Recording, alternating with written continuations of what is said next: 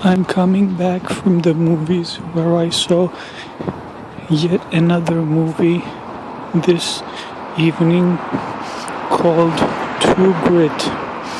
It is not the remake with Jeff Bridges, which I have not yet seen, but it is a reissuing of, and I don't know if it's been restored or not.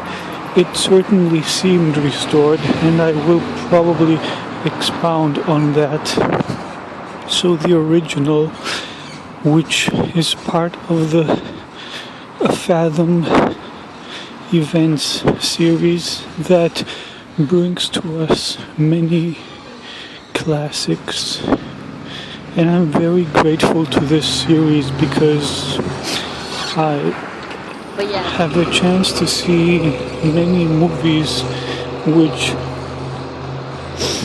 I did not have the opportunity to see when they were first released, either because I was too little or because of my social anxiety. I did not start going to the movies by myself until a certain age, or because they were just released before my time. So this is the original one.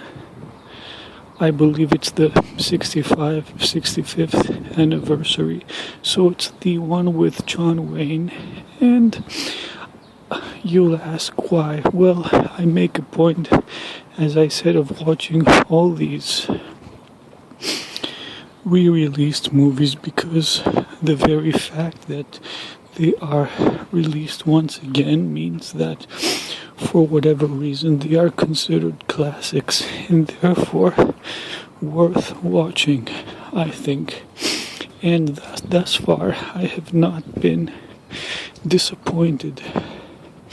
So I've had a chance to see, for example, Karate Kid, which was amazing. Also, for the first time on the big screen, Dirty Dancing and other movies of this ilk. So, likewise, I was not disappointed to see True Grit, although westerns are really not my cup of tea. But this one I did not regret seeing. I mean, I did fall asleep at some point and missed a part of the plot, but I did not regret seeing for many reasons, if not for the entirety of the movie.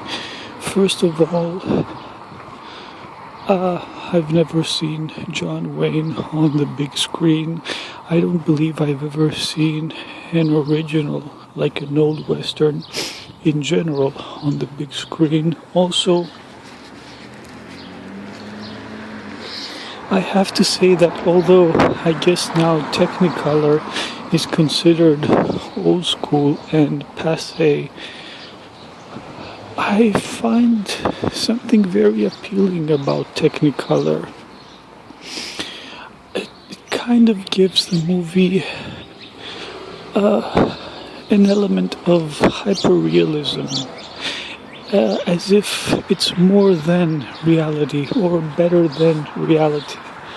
And I really like that.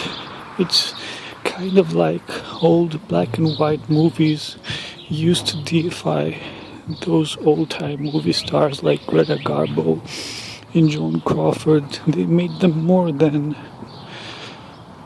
So I think that's what Technicolor does to movies, and I think that Grease is another example of that. And also The Wizard of Oz, which, if I'm not mistaken, was the first movie where Technicolor was used, or one of the first. Another prime example. And I don't know if it's completely coincidental that some of these movies are now classics, or I guess also some of the James Dean, or all of the James Dean movies. I mean, well, the poor guy only made a couple, But anyway, like the Giant, for example. So, but anyway, I mean, I had a chance to enjoy John Wayne, who I don't know if he was going for a mildly tongue-in-cheek comedic performance. I guess not, because there was something completely honest about his performance and him in general, and something very innocent about him.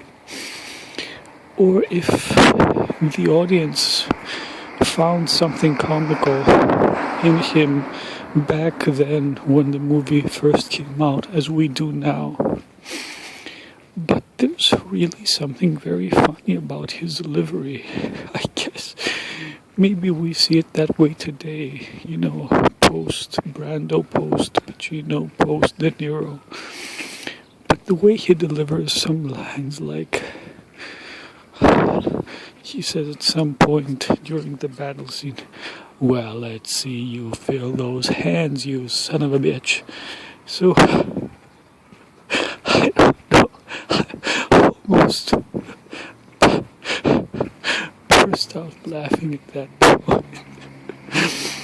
But I think also one of the biggest stars of this movie is the great American landscapes. I mean, this is a beautiful country, and as I saw in the end credits, many of the scenes were filmed in national parks, and these are probably some of the most gorgeous places on earth. So just for that, it was worth it. But you know, also there was a storyline, you know, the MacGuffin, which was to find and kill the bad guy. And well, I'm approaching my home now, so I'll end this, but maybe I'll do a second part. But you know, I would see it. It's really worth seeing for these and many more features. And always look at the description below. I might have a link of interest to you. Thanks.